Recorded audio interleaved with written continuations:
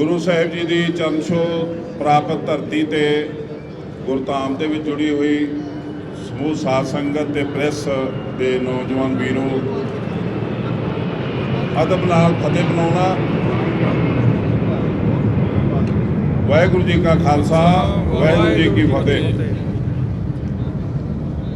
तुसीं जाणदे हो सिख कौम की हिस्टरी इतिहास गुरु नानक साहिब जी तो लैके अज तक जदोजहद ते कुर्बानियां भरिया इतिहास। गुरु नानक साहिब जी ने उस समय की जिहड़ी व्यवस्था सी, उस समय जिहड़े जुल्म हो रहे सी, उन्हां दे खिलाफ भी आवाज़ बुलंद की ते किसी दे भी भय हेठ नहीं, किसी दे भी भय हेठ नहीं, निरभय होके की। जे उन्हां नूं किसी राज भाग दे विरुद्ध कहना पिया राजे शीही मुकदम कुत्ते, तो उन्होंने कहा बड़ी दृढ़ता नाल, जे उन्होंने कहना पिया चुप दा दान बख्शो प्लीज। कल काती राजे कसाई धर्म पंख करे उडरिया, कूड़ अमावस सच चंद्रमा दिसे नाही कह चढ़िया, हों भाल वकुन्नी होई अंधेरे राह न दिसे कोई। अज साडी सिख कौम लिए भी अंधेरा रस्ता बनया होया ते अफसोस की गल है कि जिहड़े साडे आगू सी वो नीला बुरका पा के साडी कौम के दुश्मन साबित होए ते साबित हुंदियां हुंदियां 50 सालां च उन्हां दी शुरुआती जिंदगी तो लैके अज तक देखिए तो वो गुनाहां नाल भरे हुए ने ते दोषी ने। ते सिख कौम नूं अज समा आ गया जदों उन्हां नूं दोषी करार दे के ते अपने दिलों चों कढ देना चाहिए। अज असीं जिस वजह करके इकट्ठे हुए हैं, खैरा साहब ने तुहानूं चंगी तरह समझा दिता, रिपीट कर दिता। असीं जिहड़ी मीटिंग कीती सी उहदे विच जिहड़े साडे समाज सामने समस्यावां सी वो यही सीगियां कि एक तां करोना, एक साडा बड़ा महत्वपूर्ण पंजाब दी किसानी अंदोलन का मुद्दा जिहड़ा अज भी लखां दी गिनती च दिल्ली सड़कों ते बैठे ने। तो असीं किते भी कोई गलती ना कर बैठिए क्योंकि इशू बड़ा वड्डा है। एक इशू ये जिहड़ा अज गुरु ग्रंथ साहब वर्सस प्रकाश सिंह बादल प्रभाव, उहदे विच जज ने जिहड़ी हिमाकत की या गलती की या पक्षपात किया, वो बादल नूं क्लीन चिट दित्ती ते बादल दलिए नचदे पे ने, वो ढोल वजा के नचदे पे ने ते लड्डू वंडदे पे ने ते सानूं समझ नहीं आ रही कि वो किहदे विरुद्ध जिते ने। ते जे गुरु ग्रंथ साहब के विरुद्ध जिते ने तो गुरु ग्रंथ साहब के हक च कौन खड़ूगा, ये सानूं अज तय करना है। असीं जाणदे आ जो कुछ असीं कह रहे हैं ये विरुद्ध सानूं अंदर किया जा सकता, सानूं कोई परवाह नहीं, भावें फांसी ते लटका दे कोई, सानूं कोई परवाह नहीं हाई कोर्ट की ना उहदे जजां दी।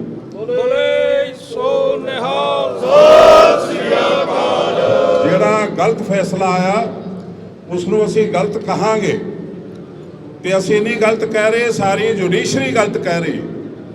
हाई कोर्ट के जिन्ने भी पंजाब हरियाणा हाई कोर्ट के वकील ने, जज ने, सारे एक राय ना कह रहे कि एक पक्षपाती फैसला ते गिणी मिथी साजिश के अधीन ते अपने आका नूं खुश करन लई इन्हां एक वकील ते एक जज बन के उन्होंने अपनी ड्यूटी निभाई। वरना एक सिपाही होवे उहदी तनख्वाह 35 तो 40 हज़ार होवे तो वो चीमा साहब नूं वकील करे, वो अग्रवाल साहब नूं वकील करे, जिन्हां दी एक पेशी नहीं कोई सारी जिंदगी दे सकदा। तो इन्हां दे पिछे कौन आ? उही लोग ने जिहड़े अज भंगड़ा पा रहे ने, लड्डू वंड रहे ने ते गुरु ग्रंथ साहब की पवित्र अजमत का मजाक उड़ा रहे हैं। मैं जो कुछ अज गल्लां हुंदियां ने जुडिशरी च मैं तुहानूं बड़ियां क्लीयर कट दस रहा। तुसीं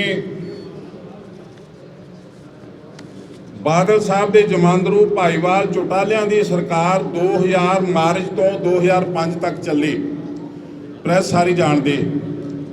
चौटाला की सरकार में श्री अशोक अग्रवाल एडवोकेट जनरल सन ਅਤੇ senior deputy advocate general Shri Rajveer Sehrawat सन, ਜਿਹੜੇ कि अज हाई कोर्ट के जज बन के तो फैसला सुना रहे हैं।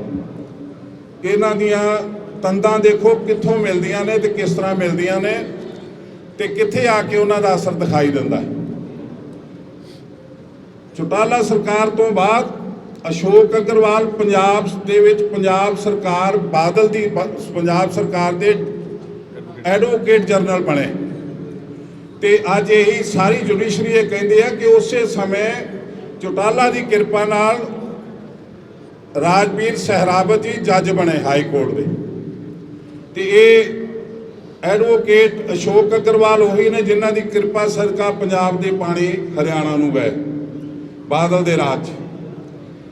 ਇਹ ਅੱਜ ਜਿਹੜਾ ਸ਼੍ਰੀ ਅਸ਼ੋਕ ਅਗਰਵਾਲ ਸ਼੍ਰੀ ਰਾਜਵੀਰ ਸਹਿਰਾਵਤ ਦੀ ਜੋੜੀ ਨੇ ਜੱਜ ਤੇ ਵਕੀਲ ਦੇ ਰੂਪ ਧਾਰ ਕੇ ਆਪਣੇ ਪੁਰਾਣੇ ਮਾਲਕਾਂ ਦੇ ਅਹਿਸਾਨਾਂ ਦਾ ਮੁੱਲ ਮੋੜਿਆ, ਉਹ ਸਾਡੀ ਸਿੱਖ ਕੌਮ ਦੇ ਸਾਹਮਣੇ ਆਇਆ ਤੇ ਸਾਡੀ ਸਿੱਖ ਕੌਮ ਦੇ ਹਿਰਦੇ ਵਲੂੰਦਰ ਗਿਆ। ਜਿਹੜਾ ਵੀ ਫੈਸਲਾ ਆਇਆ ਤੁਹਾਨੂੰ ਡਿਟੇਲ 'ਚ ਦੱਸਿਆ ਖਹਿਰਾ ਸਾਹਿਬ ਨੇ। ਇਹ ਇੱਕ ਤਾਂ ਇਹ ਦੇਖਣ ਵਾਲੀ ਚੀਜ਼ ਆ ਕਿ ਜਿਹੜਾ ਇਹ ਫੈਸਲਾ ਸੁਣਾਇਆ ਗਿਆ ਇਹ ਨਾ ਤੇ ਕਿਸੇ ਲੋਅਰ ਕੋਰਟ ਦਾ ਫੈਸਲਾ ਸੀ ਕੋਈ ਜਿਹਦੇ ਵਿਰੁੱਧ ਕੋਈ ਅਪੀਲ ਕੀਤੀ ਗਈ ਹੋਵੇ। ਇਹ ਕੋਈ ਲੋਅਰ ਕੋਰਟ ਦੇ ਫੈਸਲੇ ਦੇ ਵਿਰੁੱਧ ਅਪੀਲ ਨਹੀਂ ਸੀ ਤੇ ਨਾ ਹੀ ਇਹ ਰਿਵੀਜ਼ਨ ਪਟੀਸ਼ਨ ਸੀ। ਇਹ ਇੱਕ ਸਿਵਲ ਰਿਟ ਪਟੀਸ਼ਨ ਸੀ ਧਾਰਾ 226 ਦੇ ਅੰਤਰਗਤ।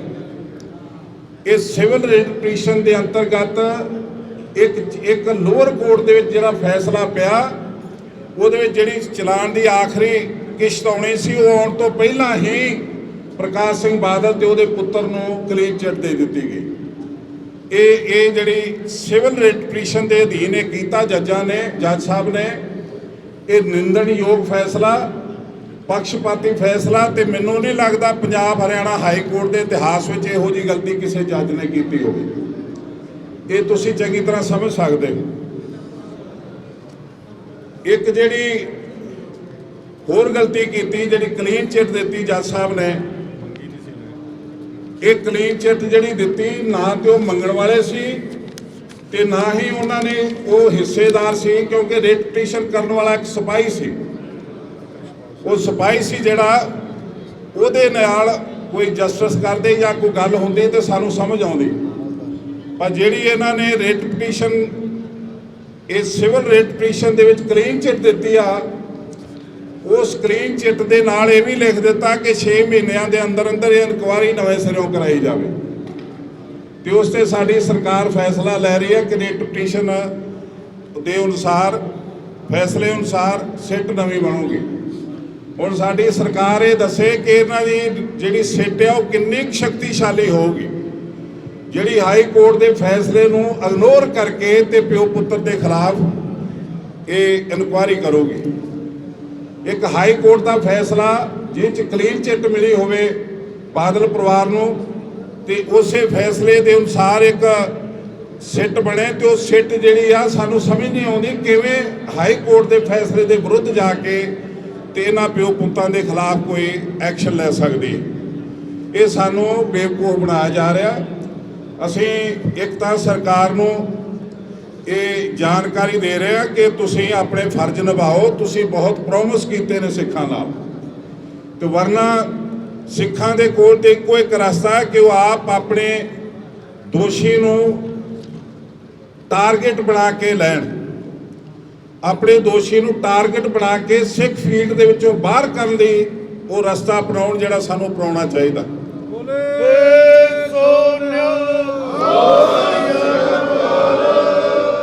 ਅਸੀਂ ਇੱਕ ਜਿਹੜਾ ਉਸ ਦਿਨ ਡਿਸੀਜਨ ਲਿਆ ਜਲਦੀ ਦੇ ਵਿੱਚ ਕਹਿ ਲਓ ਜਾਂ ਸਮੇਂ ਦੇ ਹਾਲਾਤ ਨੂੰ ਮੁੱਖ ਰੱਖ ਕੇ ਉਹ ਸਾਡਾ ਫੈਸਲਾ ਇਹ ਸੀ ਕਿ ਅਸੀਂ ਇਹ ਜਿਹੜੀ ਰਿਟ ਪਟੀਸ਼ਨ ਤੇ ਇੱਕ ਜੱਜਮੈਂਟ ਬਣੀ ਆ ਇਹ ਕਾਲਾ ਲੇਖ ਕਿਹਾ ਜਾ ਸਕਦਾ ਜੱਜਮੈਂਟ ਨਹੀਂ ਤੇ ਇਹ ਕਾਲੇ ਲੇਖ ਨੂੰ ਅਸੀਂ ਇਸ ਕਾਲੀ ਕਰਤੂਤ ਨੂੰ ਅਸੀਂ ਸਾੜ ਕੇ ਸਵਾਹ ਦੇ ਵਿੱਚ ਛਾੜ ਕੇ ਪਾਵਾਂਗੇ। ਇਸ ਨੂੰ ਸਵੀਕਾਰ ਨਹੀਂ ਕਰਾਂਗੇ ਤੇ ਇਸ ਨੂੰ ਸਾੜਨ ਲਈ ਅਸੀਂ 30 ਤਰੀਕ 11 ਵਜੇ ਕੋਟਪੂਰੇ ਦੇ ਮੁਕਾਮ ਤੇ ਜਿੱਥੇ ਇਹ ਹਾਦਸੇ ਵਾਪਰੇ ਉੱਥੋਂ ਆ ਕੇ ਸ਼ੁਰੂਆਤ ਕਰਾਂਗੇ। ਸਭ ਤੋਂ ਪਹਿਲਾਂ ਕਾਪੀ ਮੈਂ ਫਾੜੂੰਗਾ। ਜੇ ਕਿਸੇ ਅਦਾਲਤ ਨੇ ਸਰਕਾਰ ਨੇ ਗ੍ਰਿਫਤਾਰ ਕਰਨਾ ਹੋਵੇ ਤਾਂ ਮੈਨੂੰ ਕਰੇ।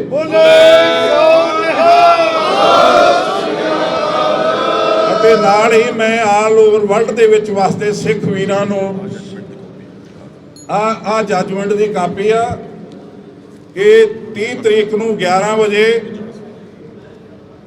ਮੈਂ ਸਾੜੂੰਗਾ ਜੀ ਸਾਰੀ ਸੰਗਤ ਦੇ ਸਾਹਮਣੇ ਕੋਟਕਪੂਰੇ ਦੇ ਚੌਕ 'ਚ, ਬੱਤੀਆਂ ਵਾਲਾ ਚੌਕ।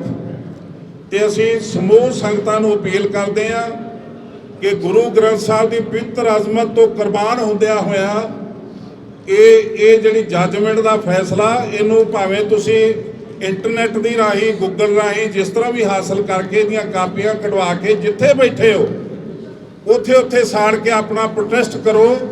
ਤੇ ਇਹ ਸਰਕਾਰ ਨੂੰ, ਸਰਕਾਰ ਦੇ ਪਿਆਦਿਆਂ ਨੂੰ ਤੇ ਜੱਜਾਂ ਨੂੰ ਇਹ ਦੱਸ ਦਿਓ ਕਿ ਅਸੀਂ ਤੁਹਾਡੇ ਗਲਤ ਫੈਸਲੇ ਪ੍ਰਵਾਨ ਨਹੀਂ ਕਰਾਂਗੇ।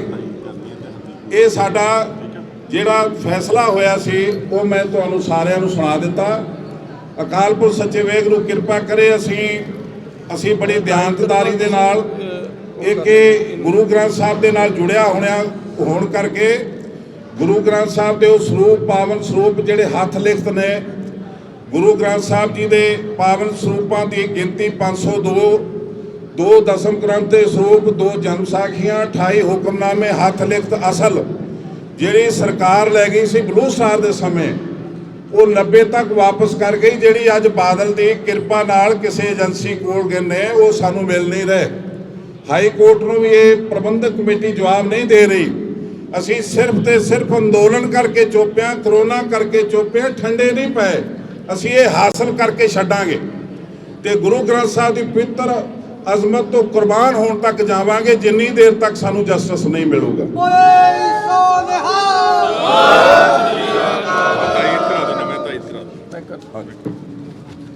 तो कोल चोकरे खेमा जी समूह संगत का बहुत बहुत धन्यवाद। किसी ने सवाल करना हो तो कर सकता।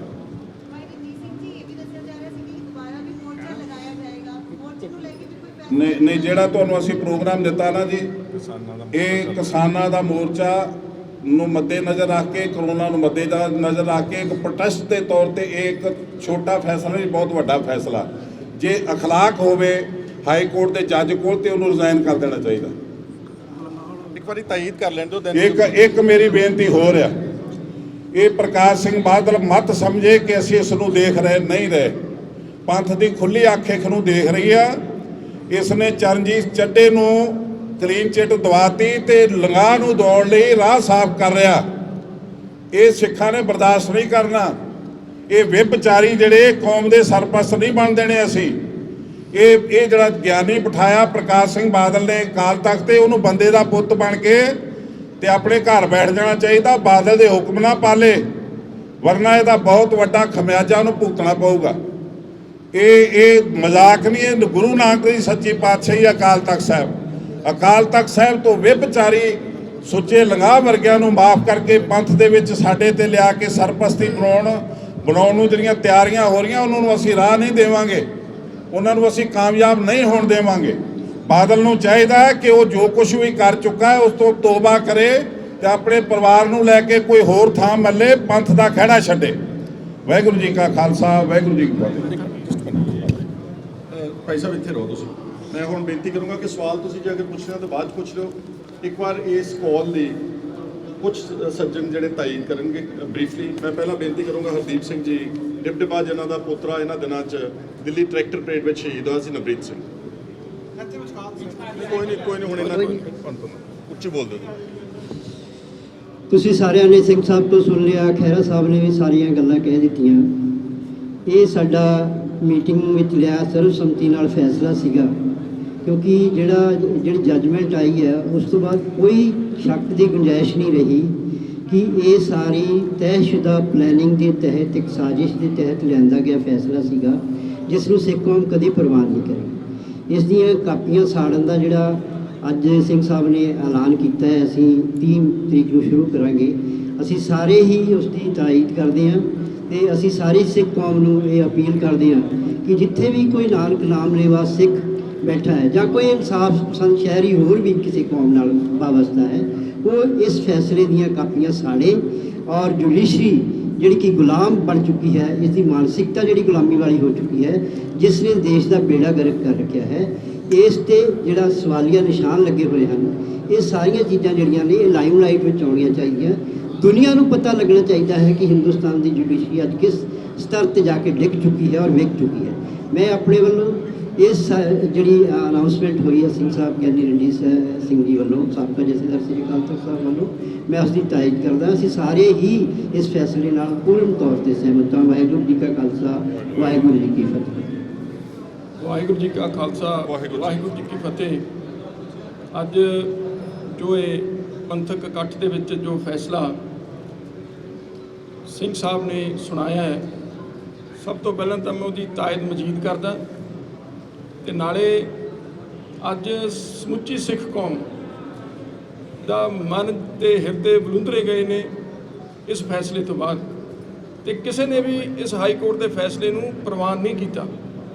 सो असीं जिहड़ा जो इस फैसला है इहदी नाल पूरे डट के खड़े हैं ते खुद असीं सिंह साहब दे नाल जो फैसला इन्हां ने लिया है ये कापियां साड़ांगे भी, पाड़ांगे भी, ते जिस तरह का भी वध तो वध जो विरोध हो सकिया इन्हां फैसलियां दा विरोध मैं समझदा साडी सारियां दी करन दी ड्यूटी बनती है, ताकि जो बड़े लंबे समय तो पिछले 7 सालों तो लोग संगत जो न्याय की उम्मीद लाई बैठी सी, अज उन्हां दा ये भरोसा मैं समझदा जुडिशरी तो भी ते सरकार तंत्र तो भी जिहड़ा उठिया है। सो इसलिए मैं बेनती करदा सारिਆਂ ਨੂੰ कि ਆਪਾਂ सारे जो फैसला साड़ियाँ जो पंथक जथेबंदियां वालों इकट्ठे होकर लिया गया ਉਹਦਾ पूरा समर्थन करिए। सो मैं ਇਹਦੀ ਜਿਹੜੀ फैसले की तायद मजीद करदा ਹਾਂ। वाहिगुरू जी का खालसा, वाहिगुरू जी की मैं हुण बेनती करूँगा भाई हरजिंदर सिंह जी माझी, जिन्हां ने कोटकपूरे के चौंक दे विच एक लानत पत्र पढ़िया सी, बहुत डिटेल, और ये उस दे नाल ही साडी मीटिंग दे विच भी हाज़र सन। मैं इन्हां नूं बेनती करूँगा कि अपने ये विचार संखेप तौर के उत्ते और इस प्रोग्राम की जिहड़ी सिंह साहब ने अनाउंस किया इसकी तारीफ करें।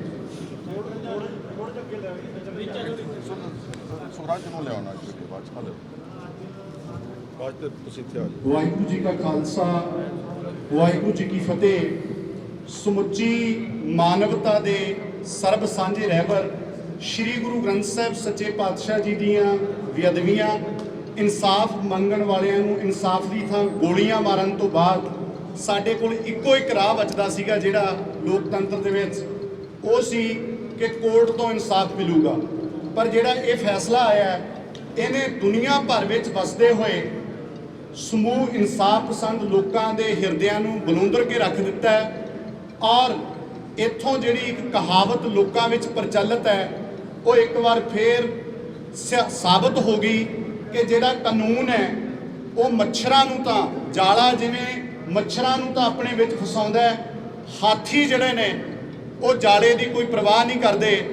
इस तरह क्योंकि इस जांच दे विच जिहड़े दोषी ने वो सुखवीर ते सुमेध सैनी वर्गे बड़े हाथी ने, जिन्हां सामने कानून दे जिहड़े रखवाले ने वो बेबस महसूस करते हैं अपने आप नूं।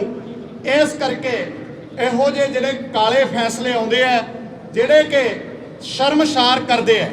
तो मैं मेरे नाल सुखराज सिंह खड़े ने, मैं आधा मिनट लेना चाहूँगा कि जिस व्यक्ति के पिता की शहादत हो चुकी होवे, इस तो बाद भी पीसफुली रह के शांतमई रह के कोर्टां कचहरियां दे लगातार धक्के खाधे गए होण, आखिर मैं भारत के समुचे सिस्टम नूं, हाई कोर्ट के मानयोग हाई कोर्ट के जज साहबान नूं, इत्थों दी कांग्रेस गौरमेंट नूं ये पुछना चाहुंदा कि इस तरह लगातार धक्के ते धक्के करके तुसीं साडे नौजवानां नूं किस राह तोरना चाहुंदे हो? तुसीं चाहुंदे की हो?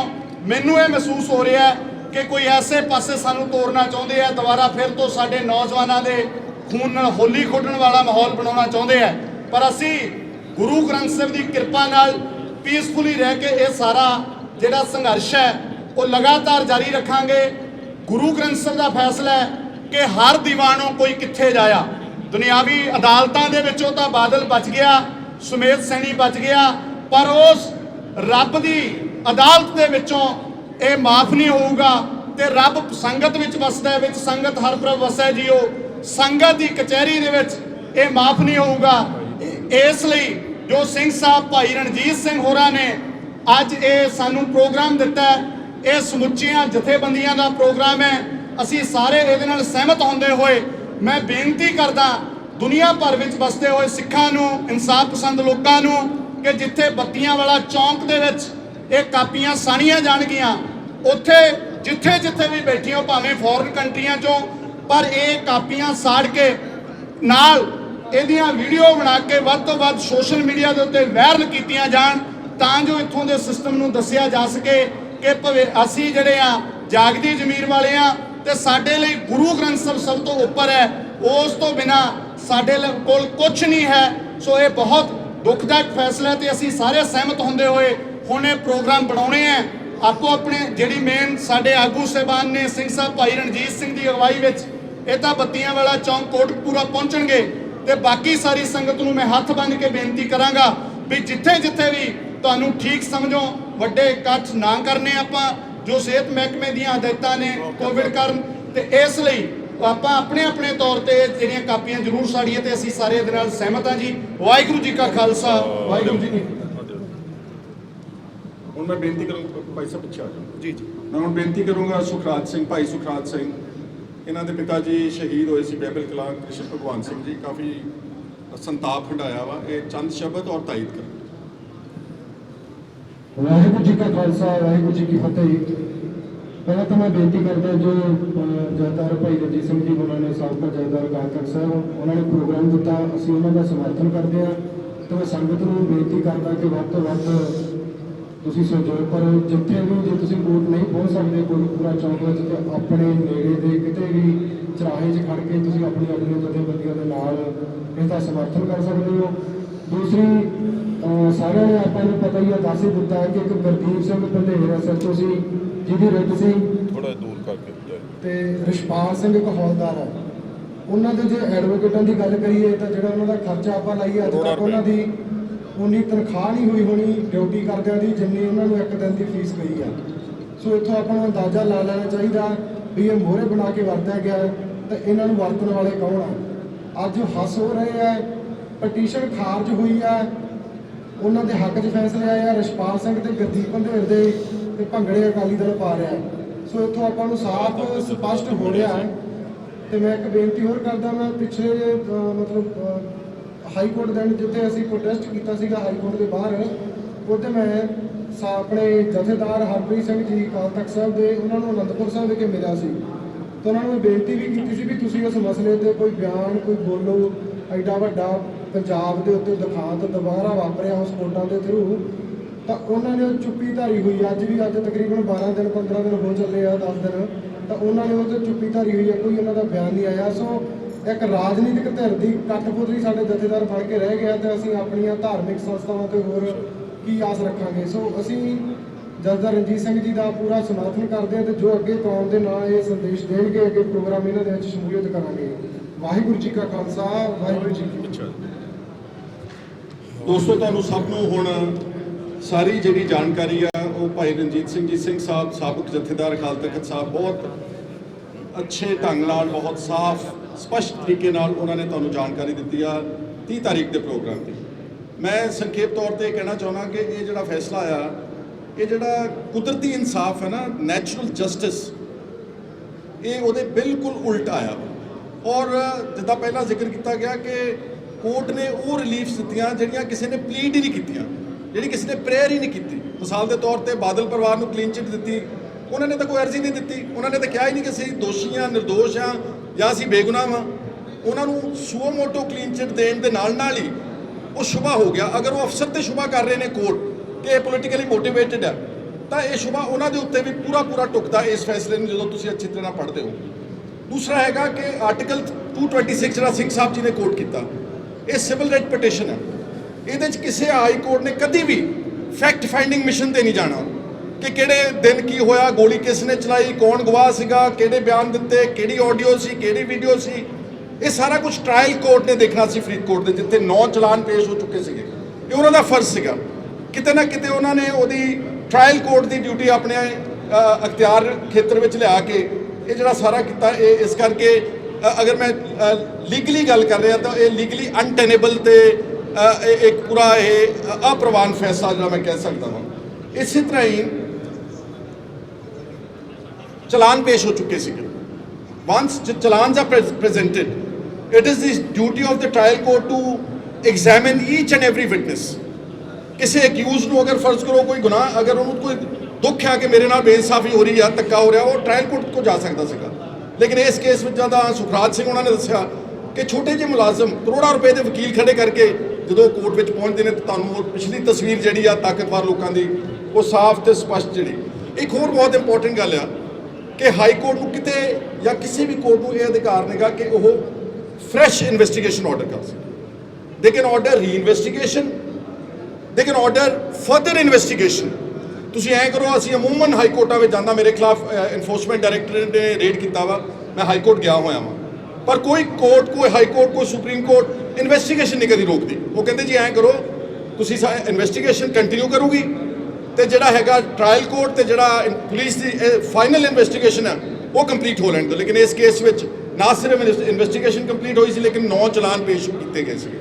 ਇਸ ਲਈ ਮੈਂ ਇਹ ਕਹਿਣਾ ਚਾਹੁੰਦਾ ਵਾਂ ਕਿ ਬਹੁਤ ਦੁਖਦਾਈ, ਇਹ ਇਨਸਾਨੀਅਤ ਨੂੰ ਵਿਲੁੰਦਰਨ ਵਾਲਾ ਫੈਸਲਾ ਵਾ। ਨਾ ਸਿਰਫ ਸਿੱਖਾਂ ਨੂੰ, ਦੁਨੀਆ ਭਰ 'ਚ ਬੈਠੇ ਜਿਹੜੇ ਇਨਸਾਫ ਦੀ ਗੁਹਾਰ ਲਾਉਂਦੇ ਨੇ, ਇਨਸਾਫ ਪਸੰਦ ਹਰ ਵਿਅਕਤੀ ਤੇ ਗੁਰੂ ਨਾਨਕ ਨਾਮ ਲੇਵਾ, ਇਹਦੇ ਨਾਲ ਬਹੁਤ ਉਹਨਾਂ ਦੇ ਦਿਲਾਂ ਵਿੱਚ ਬਹੁਤ ਦੁੱਖ ਤੇ ਰੰਜ ਪੈਦਾ ਹੋਇਆ ਵਾ।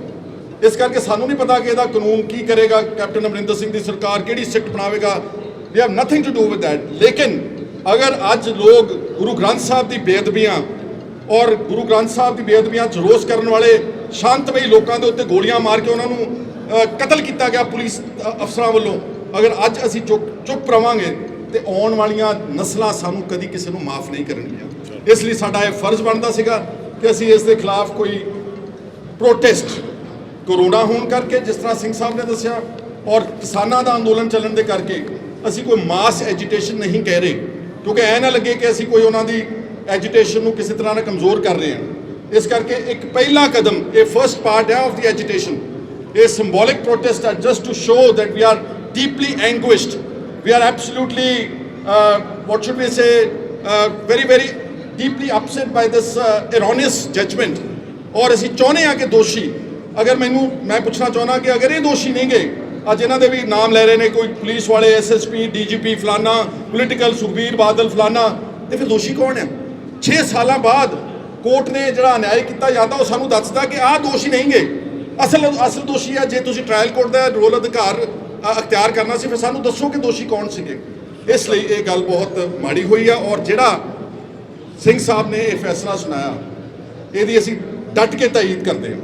ਔਰ ਮੈਂ ਦੁਨੀਆ ਭਰ 'ਚ ਬੈਠੇ ਸਮੂਹ ਇਨਸਾਫ ਪਸੰਦ ਲੋਕਾਂ ਨੂੰ ਕਹਿ ਰਿਹਾ, ਇਨਸਾਫ ਪਸੰਦ ਨੂੰ, ਚਾਹੇ ਉਹ ਕੋਈ ਵਰਗ ਦੇ ਲੋਕ ਨੇ, ਕਿ ਜਿੱਥੇ ਤੁਸੀਂ ਬੈਠੇ ਦੇਖ ਸਕਦੇ ਹੋ, ਤੁਸੀਂ ਇਸ ਜਿਹੜਾ ਕੋਟਕਪੂਰੇ ਇਹਨਾਂ ਨੇ ਖੁਦ ਹਾਈ ਕੋਰਟ ਦੀ ਜੱਜਮੈਂਟ ਨੂੰ ਜਿਹੜਾ ਉਸ ਨੂੰ ਉਹਨਾਂ ਨੇ ਇਸ ਨੂੰ ਸਾੜ ਕੇ ਪ੍ਰੋਟੈਸਟ ਕਰਨਾ, ਤੁਸੀਂ ਆਪਣੇ ਆਪਣੇ ਪਿੰਡ, ਆਪਣੇ ਆਪਣੇ ਘਰ, ਆਪਣੇ ਆਪਣੇ ਚੁਬਾਰੇ, ਆਪਣੇ ਆਪਣੇ ਵਿਦੇਸ਼ਾਂ 'ਚ ਘਰਾਂ ਦੇ ਵਿੱਚ ਬੈਠ ਕੇ ਇੱਕ ਸ਼ਾਰਟ ਕਲਿੱਪ ਵੀਡੀਓ ਦਾ ਸੋਸ਼ਲ ਮੀਡੀਆ ਤੋਂ ਤੇ ਅਪਲੋਡ ਕਰੋ, ਔਰ ਇਸ ਜੱਜਮੈਂਟ ਨੂੰ ਤੁਸੀਂ ਈਜ਼ੀਲੀ ਗੂਗਲ ਤੋਂ ਡਾਊਨਲੋਡ ਕਰ ਸਕਦੇ ਹੋ। ਬਹੁਤ ਸਾਰੇ WhatsApp ਦੇ ਗਰੁੱਪਾਂ ਵਿੱਚ ਹੁਣੇ ਵਾਇਰਲ ਹੋ ਜਾਣੀ ਹੈ ਇਹ ਜੱਜਮੈਂਟ। ਤੁਸੀਂ ਇਸ ਨੂੰ ਸਾੜ ਕੇ ਸਿੰਬੋਲਿਕ ਤੌਰ ਦੇ ਉੱਤੇ ਪ੍ਰੋਟੈਸਟ ਕਰੋ, ਤਾਂ ਜੋ ਇਸ ਦੇਸ਼ ਦੀ ਰਾਜ ਕਰਨ ਵਾਲੇ ਸੱਤਾ ਧਿਰਾਂ ਨੂੰ, ਚਾਹੇ ਉਹ ਕੇਂਦਰ ਆ ਤੇ ਚਾਹੇ ਉਹ ਪੰਜਾਬ ਆ ਤੇ ਚਾਹੇ ਇਸ ਦੇਸ਼ ਦੇ ਚੀਫ ਜਸਟਿਸ ਨੇ, ਉਹਨਾਂ ਤੱਕ ਸੁਣਿਆ ਜਾਵੇ ਕਿ ਇਸ ਤਰ੍ਹਾਂ ਲੋਕਾਂ ਦੇ ਜਜ਼ਬਾਤਾਂ ਦੇ ਨਾਲ ਖਿਲਵਾੜ ਨਹੀਂ ਕੀਤੀ ਜਾ ਸਕਦੀ। ਲਾਸਟ ਮੈਂ ਕਹਿਣਾ ਚਾਹੁੰਦਾ ਕਿ ਸਾਰੀ ਜਥੇਬੰਦੀਆਂ ਨੂੰ ਜਿਹੜੀਆਂ ਅੱਜ ਦੇਖੋ ਇੱਕਦਮ ਇੰਨੇ ਸ਼ਾਰਟ ਨੋਟਿਸ ਦੇ ਸਭ ਨੂੰ ਬੁਲਾਇਆ ਨਹੀਂ ਜਾ ਸਕਦਾ, ਸਾਰੀਆਂ ਹੀ ਅੰਦਰੋਂ ਸਤਾਈਆਂ ਹੋਈਆਂ ਨੇ, ਦੁਖੀ ਨੇ।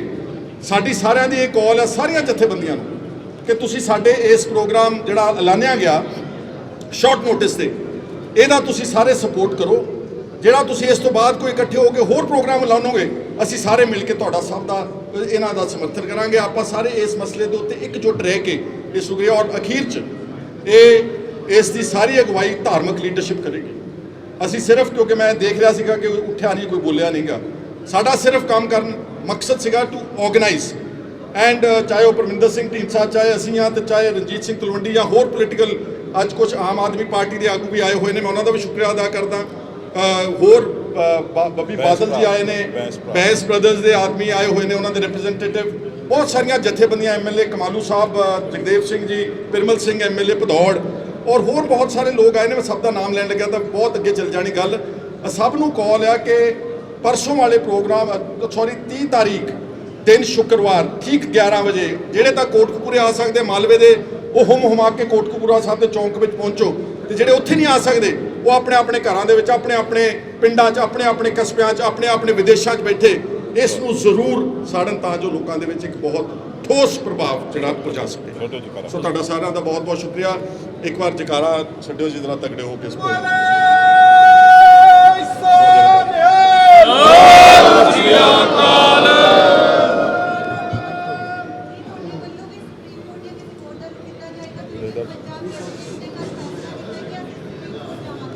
ਪਲੀਜ਼ ਉਹ ਕਹਿੰਦੇ ਸੁਪਰੀਮ ਕੋਰਟ ਤੋਂ ਇਹ ਦੇਖੋ ਜੀ, ਕੋਰਟ ਦੇ ਵਿੱਚੋਂ ਸਾਨੂੰ ਕੁਛ ਨਾ ਮਿਲਿਆ ਤਾਂ ਨਾ ਮਿਲਣਾ।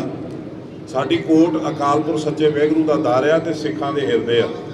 ਸਿੱਖਾਂ ਦੇ ਹਿਰਦਿਆਂ ਤੱਕ ਅਸੀਂ ਗੱਲ ਪਹੁੰਚਾਵਾਂਗੇ ਆਪਣੀ ਐਪਲੀਕੇਸ਼ਨ ਦੇ ਕੇ, ਤੇ ਇਹ ਜਿਹੜਾ ਸਿੱਖ ਫੈਸਲਾ ਕਰਨਗੇ ਉਹਦੇ ਨਾਲ ਧੂੜ ਉੱਡੂਗੀ, ਜਿਹੜੀ ਧੂੜ ਦੇ ਵਿੱਚ ਲੱਭਣਗੇ ਨਹੀਂ ਸਾਡੇ ਦੁਸ਼ਮਣ। ਸਰਕਾਰ ਦੀਆਂ ਕੀ ਖਾਮੀਆਂ ਲੱਗੀਆਂ ਤੁਹਾਨੂੰ ਇਸ ਦੇ ਵਿੱਚ, ਪੂਰੇ ਮਾਮਲੇ ਦੇ ਵਿੱਚ? ਹਾਂਜੀ, ਪੰਜਾਬ ਸਰਕਾਰ ਦੀਆਂ ਕੀ ਖਾਮੀਆਂ ਲੱਗੀਆਂ? ਦੇਖੋ ਪੰਜਾਬ ਸਰਕਾਰ ਨੇ ਤੇ ਅਜੇ ਕਰਨਾ ਹੈ, ਆਪਣਾ ਐਕਸ਼ਨ ਕਰਨਾ ਹੈ। ਪੰਜਾਬ ਸਰਕਾਰ ਤੇ ਹੁਣ ਐਕਸ਼ਨ ਕਰੂਗੀ ਇਸ ਰੈਟ ਪਟੀਸ਼ਨ ਤੇ, ਕੀ ਕਰਦੀ ਉਹ ਤੋਂ ਬਾਅਦ ਦੱਸਾਂਗੇ। ਜਿਹੜਾ ਤੁਸੀਂ ਪ੍ਰਦਰਸ਼ਨ ਕਰਨ ਜਾ ਰਹੇ ਹੋ ਹਾਈ ਕੋਰਟ ਦੇ ਫੈਸਲੇ ਦੇ ਖਿਲਾਫ ਕਰਨ ਜਾ ਰਹੇ ਨਾ ਨਾ ਨਾ, ਹਾਂ ਹਾਈ ਕੋਰਟ ਦੇ ਫੈਸਲੇ, ਪਿਛਲੀ ਸਿਸਟਮ ਦੇ ਖਿਲਾਫ ਜੋ ਹਾਈ ਕੋਰਟ ਦੇ ਜਸਟਿਸ ਦੇ ਖਿਲਾਫ, ਰਾਜਵੀਰ ਸਿੰਘ ਸਹਿਬਾਵਤ ਦੇ ਖਿਲਾਫ, ਪੋਲੀਟੀਕਲੀ ਮੋਟੀਵੇਟਡ ਫੈਸਲੇ ਦੇ ਖਿਲਾਫ। ਇਹ ਜਿਹੜਾ ਇੱਕ ਫੈਸਲੇ ਦੇ ਖਿਲਾਫ ਹੀ ਪ੍ਰਦਰਸ਼ਨ ਹੋਣ ਜਾ ਰਿਹਾ ਜਾਂ ਪੰਜਾਬ ਇੱਕ ਫੈਸਲਾ, ਇਹ ਇੱਕ ਫੈਸਲਾ, ਇਸੇ ਫੈਸਲੇ ਸਾਡੀ ਜਾਨ ਨਿਕਲ ਗਈ ਯਾਰ, ਤੂੰ ਕਹਿੰਦਾ ਇੱਕ ਫੈਸਲਾ, ਨਹੀਂ ਇਸੇ ਫੈਸਲੇ ਦੇ ਖਿਲਾਫ ਇਸੇ ਫੈਸਲੇ ਦੇ ਖਿਲਾਫ। ਪੰਜਾਬ ਸਰਕਾਰ ਦਾ ਤੁਹਾਨੂੰ ਕੋਈ ਕਸੂਰ ਨਹੀਂ ਲੱਗਦਾ? ਦੇਖੋ ਜੀ, ਇੱਕ ਜਸਟਿਸ ਦੀ ਜਿਹੜੀ ਕਲਮ ਚੱਲੀ ਆ, ਜਿਹੜੀ ਹਾਈ ਕੋਰਟ ਦੀ ਮੋਹਰ ਆ, ਪਹਿਲੀ ਉਹਦੀ ਆ, ਨਾ ਕਿ ਤੁਹਾਡੀ ਜਾਂ ਸਾਡੀ। ਕੇਸ ਲੜਨ ਵਾਲੇ ਵਕੀਲ ਤਾਂ ਪੰਜਾਬ ਸਰਕਾਰ ਦੀ ਹੈ ਨਾ, ਜਿਨ੍ਹਾਂ ਨੇ ਇਸ ਚੀਜ਼ ਹੱਦ ਹੋ ਗਈ ਯਾਰ, ਹੱਦ ਹੋ ਗਈ। ਮੈਂ ਤੁਹਾਨੂੰ ਦੱਸ ਰਿਹਾ ਕਿ ਇੱਕ ਜੱਜ ਬਣਾਉਣ ਵਾਲੇ ਸਾਡੇ ਲੀਡਰ, ਇਸ ਜੱਜ ਨੂੰ ਬਣਾਉਣ ਵਾਲੇ ਸਾਡੇ ਲੀਡਰ ਚਟਾਲਾ ਭਰਾ ਤੇ ਸਾਡੇ ਬਾਦਲ, ਤੇ ਉਹ ਜੱਜ ਬਣ ਕੇ ਇਹਨਾਂ ਦੀ ਪੁਸ਼ਪਨਾਹੀ ਕਰ ਰਿਹਾ। ਇਹ ਜੱਜ ਆ? ਇਹ ਕੋਈ ਵੀ ਇਮਾਨਦਾਰ ਜੱਜ ਜਿਹੜਾ ਉਹਦੇ ਕੋਲੇ ਇਹ ਪਟੀਸ਼ਨ ਆਉਂਦੀ ਤੇ ਉਸ ਵੇਲੇ ਉਹ ਪਾਸੇ ਕਰ ਦਿੰਦਾ, ਦੂਸਰੇ ਬੈਂਚ ਨੂੰ ਭੇਜ ਦਿੰਦਾ, ਕਿਉਂਕਿ ਮੈਂ ਇਹਨਾਂ ਨਾਲ ਸੰਬੰਧਿਤ ਰਿਹਾ। ਤੁਸੀਂ ਮੇਰੇ ਪੜੋਸ 'ਚ ਰਹਿੰਦੇ ਹੋ, ਤੁਸੀਂ ਜੱਜ ਹੋ, ਮੇਰਾ ਕੇਸ ਤੁਹਾਡੇ ਕੋਲ ਆ ਜੇ, ਤੁਸੀਂ ਉਸੇ ਟਾਈਮ ਪਾਸੇ ਕਰ ਦਿੰਦੇ ਹੋ ਕਿ ਨਹੀਂ ਮੈਂ ਇਹਨਾਂ ਨੂੰ ਨਿੱਜੀ ਤੌਰ ਤੇ ਜਾਣਦਾ, ਇਹਦਾ ਅਸਰ ਪੈ ਸਕਦਾ। ਸੁਪਰ ਵਿਜੇ ਪ੍ਰਤਾਪ ਦੇ ਇਸਤੀਫੇ ਨੂੰ ਕਿਸ ਤਰ੍ਹਾਂ ਦੇਖਦੇ ਹੋ? ਤੁਹਾਨੂੰ ਲੱਗਦਾ ਹੈ ਕਿ ਉਹਦੇ ਨਾਲ ਵੀ ਕਿਤੇ ਨਾ ਕਿਤੇ ਦੇਖੋ ਜੀ, ਉਹਨਾਂ ਦਾ ਜਿਹੜੇ ਅਫਸਰਸ਼ਾਹੀ ਆ ਜਾਂ ਜਿਹੜੀ ਉਹਨਾਂ ਦੀ ਆਪਣੀ ਫੀਲਡ ਹੈ, ਉਹਨਾਂ ਦੀ ਜਾਣਕਾਰੀ ਉਹਨਾਂ ਕੋਲ ਹੋਊਗੀ। ਸਾਨੂੰ ਤੇ ਇਹ ਲੱਗਦਾ ਕਿ ਇੱਕ ਇਨਵੈਸਟੀਗੇਸ਼ਨ ਹੋ ਕੇ ਲੋਅਰ ਕੋਰਟ 'ਚ ਜਾ ਚੁੱਕੀ ਹੈ, ਲੋਅਰ ਕੋਰਟ ਨੇ ਐਕਸੈਪਟ ਕੀਤੀ ਆ, ਤੇ ਆਖਰੀ ਚਲਾਨ ਜਾਣਾ ਸੀਗਾ ਬਾਦਲਾਂ ਦੇ ਖਿਲਾਫ। ਉਸ ਤੋਂ ਪਹਿਲਾਂ ਜੱਜ ਨੇ ਰਾਹ ਬੰਦ ਕਰ ਦਿੱਤਾ, ਹਾਈ ਕੋਰਟ ਨੇ, ਉਹ ਵੀ ਸਿਵਲ ਰੇਟ ਪਟੀਸ਼ਨ 'ਚ। ਇਹ ਨਾ ਤੇ ਇਹ ਕਿਸੇ ਵੀ ਕੋਰਟ ਦਾ ਦੇ ਵਿਰੁੱਧ ਫੈਸਲੇ ਦੇ ਵਿਰੁੱਧ ਅਪੀਲ ਸੀ, ਨਾ ਰਿਵੀਜ਼ਨ ਪਟੀਸ਼ਨ ਸੀ, ਇਹ ਸਿਵਲ ਰੇਟ ਪਟੀਸ਼ਨ ਹੈ। ਸਿਵਲ ਰੇਟ ਪਟੀਸ਼ਨ ਦਾ ਮੈਂ ਤੁਹਾਨੂੰ ਕਹਿ ਚੁੱਕਾ ਕਿ ਇਸ ਹਾਈ ਕੋਰਟ ਦੇ ਵਿੱਚ ਉਹਦੇ ਹਿਸਟਰੀ ਦੇ ਵਿੱਚ ਇਹੋ ਜਿਹਾ ਫੈਸਲਾ ਨਾ ਕਦੀ ਹੋਇਆ ਹੋਊਗਾ ਤੇ ਨਾ ਹੋਏਗਾ।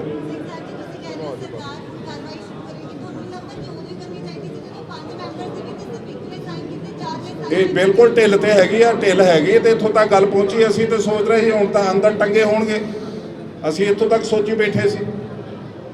ਤੋਂ ਅਸੀਂ ਜਿਹੜਾ ਸਾਡਾ ਹਿਰਦਾ ਹੈ, ਸਾਡੀ ਵੇਦਨਾ, ਸਾਡੀ ਪੀੜਾ ਹੈ, ਉਹ ਜਿਹੜੀ ਅਸੀਂ ਤੁਹਾਨੂੰ ਦੱਸ ਦਿੱਤੀ ਆ, ਤੇ ਇਸ ਪੀੜਾ ਨੂੰ ਉਜਾਗਰ ਕਰਾਂਗੇ ਅਸੀਂ ਪਰਸੋਂ 30 ਤਰੀਕ ਨੂੰ 11 ਵਜੇ ਸ਼ੁੱਕਰਵਾਰ, 30 ਤਰੀਕ ਸ਼ੁੱਕਰਵਾਰ। ਜਥੇਦਾਰ ਸਾਹਿਬ, ਤੁਸੀਂ ਗੱਲ ਕਹੀ ਹੈਗੀ ਹੈ ਕਿ ਜੇ ਇਹ ਜਿਹੜੇ ਦੋਸ਼ੀ ਨੇ ਜੇ ਜੇਲ੍ਹਾਂ 'ਚ ਨਹੀਂ ਸੁੱਟੇ ਗਏ ਤੇ ਅਸੀਂ ਉਹਨਾਂ ਨੂੰ ਟਾਰਗੇਟ ਕਰਾਂਗੇ। ਨਹੀਂ ਮੈਂ ਮੇਰੇ ਮੂੰਹ ਦੇ ਲਫ਼ਜ਼ ਨਹੀਂ ਜਿਹੜੇ ਤੁਸੀਂ ਆਪਣੇ ਮੈਨੂੰ ਪਾ ਦਿੱਤੇ ਨਾ ਮੇਰੇ ਮੂੰਹ 'ਚ, ਮੇਰੇ ਮੂੰਹ ਦੇ ਲਫ਼ਜ਼ ਨਹੀਂ। ਮੈਂ ਇੰਨੇ ਬੰਦੇ ਖੜੇ, ਲਫ਼ਜ਼ ਮੇਰੇ ਮੂੰਹ ਦੇ ਨਹੀਂ। ਤੁਸੀਂ ਨਹੀਂ ਕਿਹਾ ਥੋੜੀ ਦੇਰ ਪਹਿਲਾਂ ਕਿ ਟਾਰਗੇਟ ਆਦ ਹੋ ਗਈ ਜਾਂ ਟਾਰਗੇਟ ਦਾ ਮਤਲਬ ਹੁੰਦਾ ਨਿਸ਼ਾਨਦੇਹੀ। ਤੁਸੀਂ ਹੁਣ ਮੇਰੇ ਮੂੰਹ 'ਚ ਪਾ ਕੇ ਨਾ ਤੇ ਉਹ ਅੱਤਵਾਦ ਨਾ ਲਿਆਓ, ਤੁਹਾਡੀ ਪ੍ਰੈਸ ਲਵਾ ਜੀ। ਮੈਂ ਜੋ ਕੁਝ ਕਿਹਾ ਨਾ, ਮੈਂ ਜੋ ਕੁਝ ਕਿਹਾ ਡੰਕੇ ਦੀ ਚੋਟ ਤੇ ਮੰਨੂਗਾ। ਸਿਆਸੀ ਤੌਰ ਤੇ ਆ ਸਿਰਫ ਇਹ ਟਾਰਗੇਟ ਦਾ ਮਤਲਬ ਆ ਕਿ ਉਹਨੂੰ ਨਿਸ਼ਾਨੇ ਤੇ ਲਿਆਉਣਾ, ਲੋਕਾਂ ਨੂੰ ਦੱਸਣਾ ਕਿ ਸਾਡਾ ਅਸਲ ਦੁਸ਼ਮਣ ਆ। ਮੇਰਾ ਸਵਾਲ ਇੱਥੇ ਮੌਜੂਦ ਜਿਹੜੇ ਰਾਜਨੀਤਿਕ ਆਗੂ ਆ ਉਹਨਾਂ ਨੂੰ ਆ ਵੀ ਪਿਛਲੀਆਂ ਚੋਣਾਂ ਵੇਲੇ ਵੀ ਇਹ ਗਰਮ ਮੁੱਦਾ ਰਿਹਾ ਸੀ, ਹੁਣ ਚੋਣਾਂ ਫੇਰ ਸਿਰ ਤੇ ਆ। ਫਿਰ ਜਦੋਂ ਇੱਕ ਵਾਰੀ ਇਹ ਸਾਰਾ ਕੁਝ ਹੋ ਜਾਂਦਾ, ਚੋਣਾਂ ਲੰਘ ਜਾਂਦੀਆਂ, ਫਿਰ ਚੰਦ ਕੁ ਲੋਕ ਲੜਨ ਵਾਲੇ ਰਹਿ ਜਾਂਦੇ ਆ। ਯਾਰ ਅਸੀਂ ਧਾਰਮਿਕ ਆ, ਅਸੀਂ ਲੜਾਂਗੇ, ਅਸੀਂ ਇਸ ਇਲੈਕਸ਼ਨ ਤੋਂ ਕੁਝ ਨਹੀਂ ਲੈਣਾ। ਮੈਂ ਉਹਨਾਂ ਨੂੰ ਸਵਾਲ ਕਰਦਾ, ਮੈਂ ਦੱਸਦਾ ਸਵਾਲ ਪੁੱਛਿਆ ਆਹ ਸਾਨੂੰ ਦੇ ਦਿਓ। ਕਿ ਜਿਹੜੇ ਤੁਹਾਡੇ ਨਾਲ ਇੱਥੇ ਖੜੇ ਨੇ ਤੁਹਾਡਾ ਚੱਲਣ ਦੀ ਇਹੀ ਹੈ ਨਾ ਸਾਨੂੰ ਕੋਈ ਪਰਵਾਹ ਨਹੀਂ, ਅਸੀਂ ਐਮਐਲਏ ਨਹੀਂ ਬਣਨਾ, ਐਮਪੀ ਨਹੀਂ ਬਣਨਾ, ਮੰਤਰੀ ਨਹੀਂ ਬਣਨਾ। ਮੈਂ ਲੋਕ ਪ੍ਰਸ਼ਾਸਨ ਜਗਦੇਵ ਸਿੰਘ ਟੋਡੀ ਦਾ ਬੇਟਾ ਐਲਾਨ ਕਰਦਾ ਕਿ ਅਸੀਂ ਮੂਹਰੇ ਹੋ ਕੇ ਲੜਾਈ ਲੜਾਂਗੇ, ਕਿਉਂਕਿ ਕੋਈ ਕੁਰਸੀ ਦੀ ਲੋੜ ਨਹੀਂ।